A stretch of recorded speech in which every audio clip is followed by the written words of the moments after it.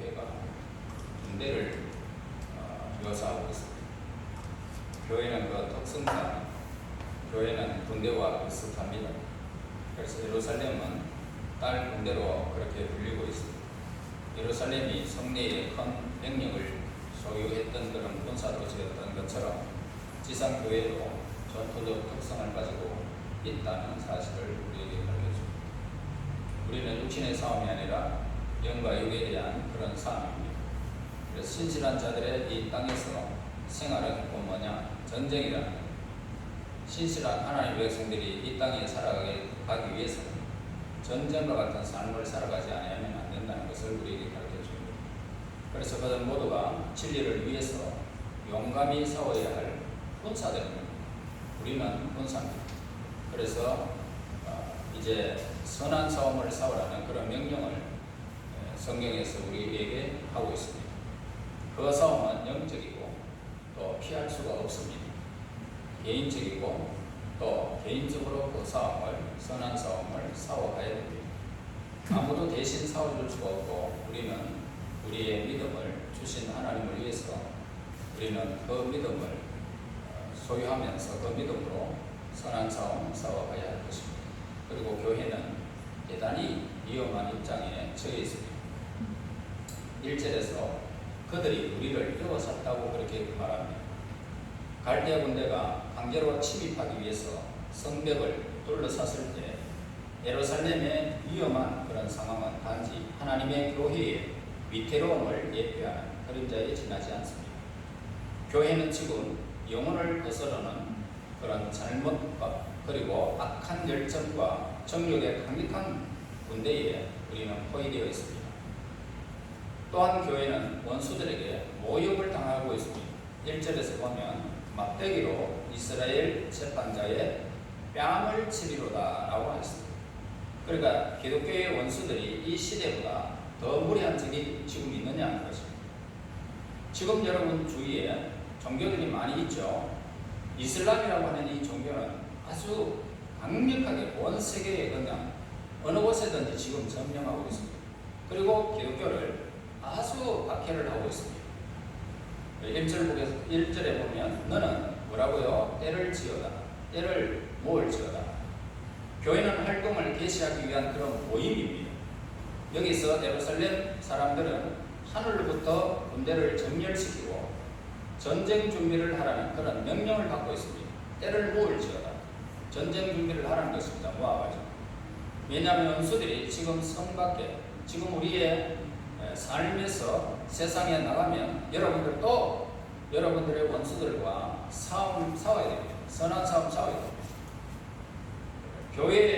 교회에 있어서 가장 긴급한 의무가 뭐냐면 모든 힘을 모으고 정돈하여 교회를 둘러싸고 있는 강력한 군대에 그렇게 대항을 하는 것입니다. 2절 한번 읽어볼까요? 베들레헴 에브라다야 시작. 베들레헴 에브라다야 너는 유다 족속 중에 작을지라도 이스라엘 다스릴 자가 내게서 내게로 나올 것이라. 그의 근본은 상고의 영혼이 되리라. 여기는 메시아 탄생을 예언하고 있죠. 미가 선지자는 하나님의 약속을 예언하고 있습니다. 그의 예언은 이사야 다음으로 메시아에 관한 그런 예언이 많이 들어있습니다. 미가 선지자는 한 주제에 다른 주제로 특히 본문의 경우는 유업에서 약속으로 바르게 전이한 것을 우리에게 굉장히 유명하게 다가오고 있습니다. 선지자는 마을의 이름을 뭐라고 말합니까? 베들레헴 에브라다야라고 하는 두 가지 이름을 지금 섞어서 부르고 있습니다. 족장시대의 이름이 에브라다, 그러니까 열매가 풍성하다는 뜻이 담겨져 있습니다. 그것은 팔레스타인에서 가장 비옥한 부분으로 자연적인 풍성함에 빗대어 영적 풍성함을 예언한 것입니다. 그래서 한편 이 베들레헴은 뭡니까? 떡집이죠. 떡집이라는 뜻으로 풍성한 들판을 가리키고 있는 그런 뜻입니다. 선지자는 베들레헴을 가리켜서 유다 족속 중에 작을지라도라고 그런 표현을 사용하고 있습니다. 즉 예루살렘에서 거리가 너무 멀기 때문에 메시아가 탄생할 만큼 중요한 장소가 될 수 없다라고 생각했다는 것입니다. 본문의 말씀은 결국 예수님에 관한 그런 예언의 말씀인데 우리는 출생 장소의 주위 환경을 선택할 수 없지만 예수님께서는 그 출생 장소가 분명하게 나타나고 있습니다. 베들레헴은 다윗의 성이었고 또 예수님은 다윗의 씨에서 나올 것이다 라고 메시아 예언을 하고 있습니다. 그래서 예수님께서는 겸손을 가르치시고 세상의 격언을 뒤바꾸시기 위해서 예루살렘에 탄생할 것을 말씀하고 있습니다. 또한 우리는 여기서 예수님의 직분에 대한 묘사도 발견할 수가 있는데 2절에 보면 이스라엘을 다스릴 자라고 그렇게 기록하고 있습니다. 예수님께서는 하나님의 나라를 건설하기 위해서 이 땅에 오셨습니다. 본문은 또한 예수님께서 성자 하나님으로 영원한 존재라고 하는 것도 암시를 하고 있습니다. 그래서 2절에 그의 근본은 상고에 있고 영원에 있느니라 라고 기록하고 있죠. 그래서 예수님은 영원한 하나님이시라는 그런 말씀입니다. 처음에 이 말씀을 들은 자들은 얼마나 이상하게 들렸겠습니까? 이러한 말씀은 어떤 피조물에게도 적용된 적이 없었기 때문입니다. 오직 창조주 하나님께만 적용되어지는 것입니다. 미가의 이러한 말은 메시아의 이중적 특성, 즉 신성과 그리고 인성에 대한 예언인 것입니다.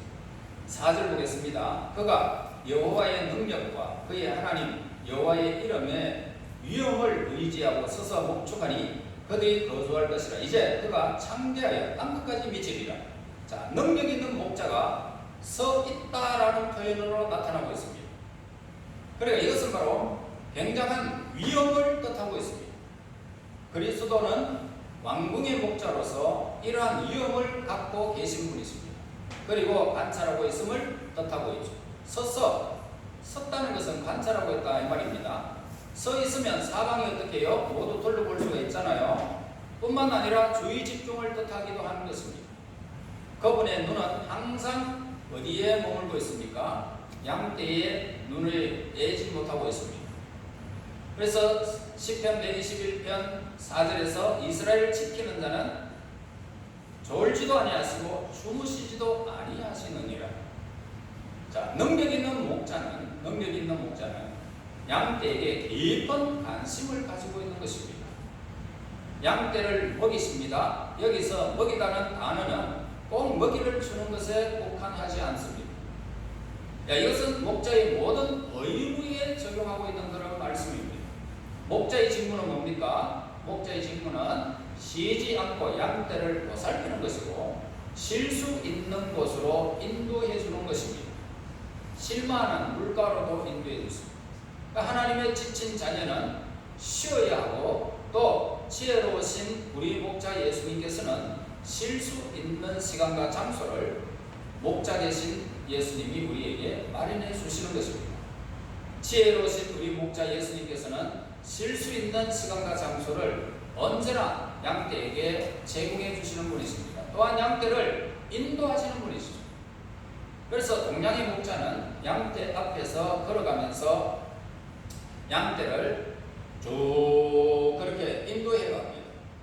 그리고 방황하는 양이 있으면 제자리를 찾아주게 되죠. 그래서 너는 이렇게 안고 와가지고 제자리를 찾아줍니다. 즉 완고하고 어리석고 분별 없는 자들을 사랑으로 용서하고 하나님의 품으로 인도한다는 뜻입니다.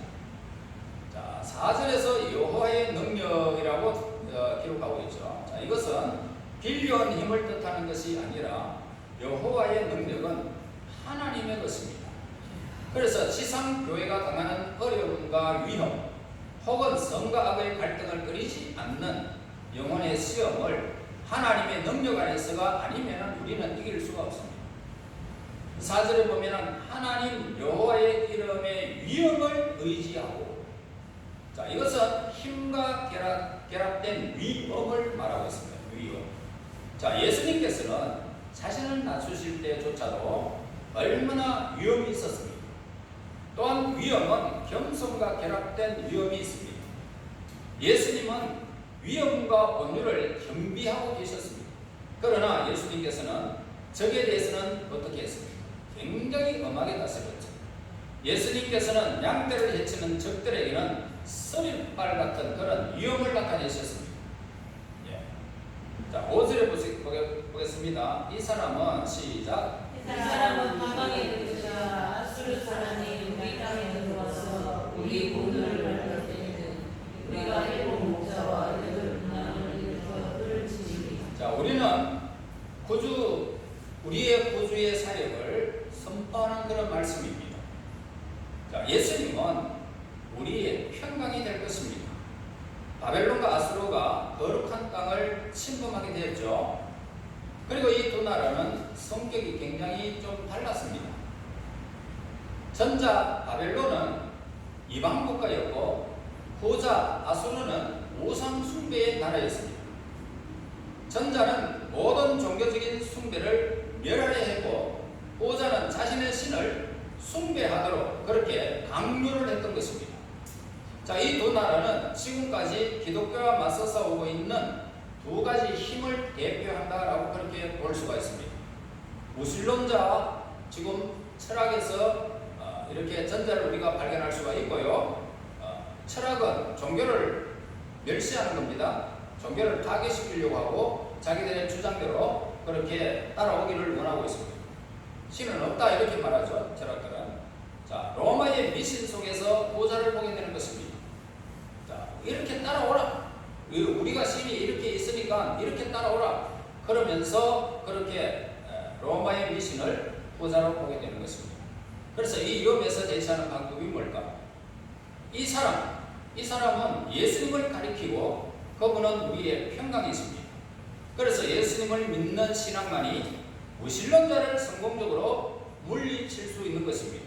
인간의 불신앙은 예수님 안에 있는 하나님의 진리를 무너뜨려버리고 인간의 소행을 말살시키는 데 모든 힘을 기울이고 있는 것입니다.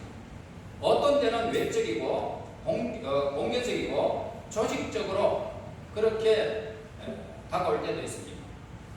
또 어떤 때는 은밀하고 교활하게 인간의 마음을 공격하고 있는 것입니다.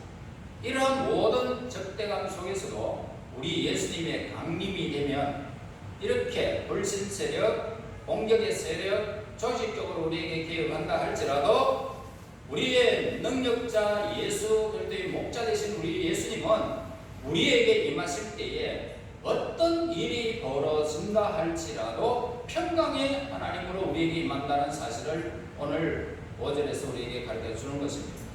그래서 예수님은 우리에게 어떻게 평강이 되실까? 자, 예수님께서는 여호와를 만족시켜 주셨습니다. 이 땅에 계시면서 하나님의 모든 것들을 다 만족시켰습니다. 그래서 우리 죄를 위해서 몸소 십자가를 지심으로써 우리를 하나님께로 인도하기 위해서 불의한 자들을 위해서 죽으심으로써 불의한 자들을 하나님과 화목하게 하시고 영원한 의를 가져오게 하심으로써 하나님을 만족시켰던 것입니다. 그리고 예수님께서는 인간의 마음속에 있는 적대감을 극복하셨습니다. 이런 평강은 예수님께서 피를 흘려주심으로써 값을 주고 사셨기 때문에 성령의 교통하심으로 말미암아 우리에게 주어진 것입니다. 피를 흘려주셨기 때문에 마음속의 적대감을 다 극복한 것은 피를 흘려주셨기 때문에 우리를 값주고 그 모든 적대감에서 우리를 구속하시고 사셨고 성령의 교통하심으로 말미암아 우리에게 주어졌던 것입니다. 그래서 예수님의 죽으심으로 우리에게 평강이 온 것입니다. 참 평강의 근원은 하나님의 신실하시고 영원히 변치 않는 약속을 깨닫고 의지하는 데만 있는 것입니다. 그리고 그리스도가 우리의 평강이라고 언제 말할 수 있느냐? 5절에 보세요. 아수르 사람이 우리 땅에 들어와서 우리 궁들을 밟을 때라고 말하고 있습니다. 언제 평강을 얻을 수 있느냐? 이것은 아마도 히스기야 왕이 통치 당시 사네비립이 유다를 침범한 사건, 열왕기하 18장에 기록하고 있죠. 가리키는 그런 말씀일 것입니다. 어떤 사람은 여기서 언급된 사람이 히스기야 왕이다라고 말하기도 합니다. 그러나 이 사람은 베들레헴에서 났습니다. 근본이 상고와 태초에 이르는 사람임을 우리는 주목해야 하는 것입니다. 그러므로 이는 하나님의 아들이 틀림이 없는 것입니다. 오늘 본문에서 이야기하는 것입니다. 그래서 하나님의 자녀는 아수르 사람의 면전에서 평강을 누리게 된다는 것입니다. 다시 말해서 아수르는 우상의 도시입니다. 그래서 우리에게 그거 너희들 믿는 거 이거 하지 말고 이렇게 해라 저렇게 해라. 우리에게 우상이 얼마나 많습니까? 물질도 되고 건강도 되고 수많은 일들이 있잖아요. 그런 일들을 다 그냥 우리가 그것을 섬겨라 그렇게 섬겨라 그건 그렇다면 하나님만을 향해서 그렇게 걸어가지 말고 이것도 하고 저것도 하고 좀 즐기고 막 행복하게 좀 살라 하지만 거기에 평강이 없잖아요. 그래서 오늘 아수르 사람의 면전에서 예수 그리스도께서 능력의 목자가 우리에게 임하시면 그러한 모든 갈등 속에서 평강을 누린다는 것입니다. 물질을 초월할 수 있습니다. 건강도 모든 것들을 초월할 수 있는 이것이 바로 예수 그리스도 안에 있는 평강인 것입니다. 그렇다고 우리 죄가 사라졌다는 뜻은 아닙니다. 그럼에도 불구하고 평강은 있단 말입니다. 예수님께서는 영혼의 순결을 더럽혀졌다는 고통스러운 자각과 모든 존재의 권한에 독을 퍼뜨리는 치명적인 악을 멸절시켰습니다. 그래서 오늘 우리는 이 땅에서 수많은 일을 당해도 그 독이 우리에게 커지지 않습니다. 예수 그리스도 안에서 피로서 우리를 갖추고 사셨기 때문에 우리에게는 새로운 생명이 거듭나게 되어졌기 때문에 그 생명은 건드릴 수가 없죠. 그것이 우리 삶 속에서 어려움과 고통과 수많은 일들을 경험해도 그 영혼은 평안한 것입니다. 내 영혼은 평안한 것입니다. 예수님 안에서 새로운 생명이 우리에게 주어졌기 때문에 평강이 있는 것입니다. 그래서 예수님 그리스도께서는 모든 폭풍을 가라앉히고 우리에게 평안과 기쁨을 충만하도록 언제나 우리에게 채워주실 것입니다. 만일 여러분들이 현세에서나 내세에서나 예수님 안에서 하나님이 주시는 평안 외에 참 평안이 없다면 믿는 자는 하나님을 가까이 가는 삶을 살아야 하지 않겠나 이 말입니다. 이 세상에서 예수님 안에서 주시는 것은 하나님 안에서 하나님만이 우리에게 주시는 평강 이외에는 다른 어떤 평강도 없다는 것을 믿는 사람은 하나님을 가까이 하는 것이 내게 복인 것입니다. 하나님을 가까이 하는 것입니다. 그래서 능력 있는 목자의 인도를 우리는 받으면서 성령의 도우심을 받아서 하나님과의 관계에서 범죄하지 않는 양심이 계속 지속되어지는 것은 오늘 평강의 하나님이 목자 되셔서 우리의 걸음을 인도하시고 선한 길로 인도해 주시기 때문입니다. 여러분은 이제 또 세상적으로 나가면 선한 싸움 싸워야 하는 군대입니다. 하나님의 의의 군대입니다. 이 군대는 염려할 것이 없는 것은 그분이 우리의 목자장이 되셔서 우리의 능력 있는 목자가 되셔서 우리의 길을 인도해 주시기 때문입니다. 여러분들은 평강의 하나님이 여러분 속에서 늘 평강하도록 환경 모든 것들을 초월시켜서 여러분들을 평강 가운데로 인도해 주실 것입니다. 한 주간 동안 예수님 안에서 평안을 유지하시기를 예수 이름으로 축원합니다. 하나님 감사합니다. 찬양하고 경배를 드립니다.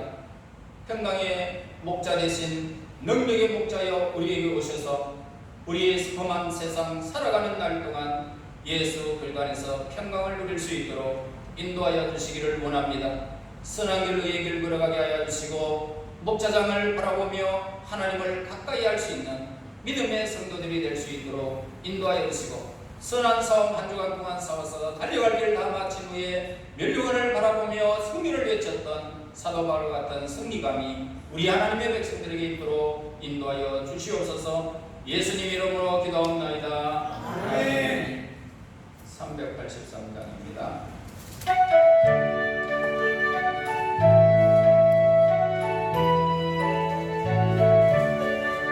눈을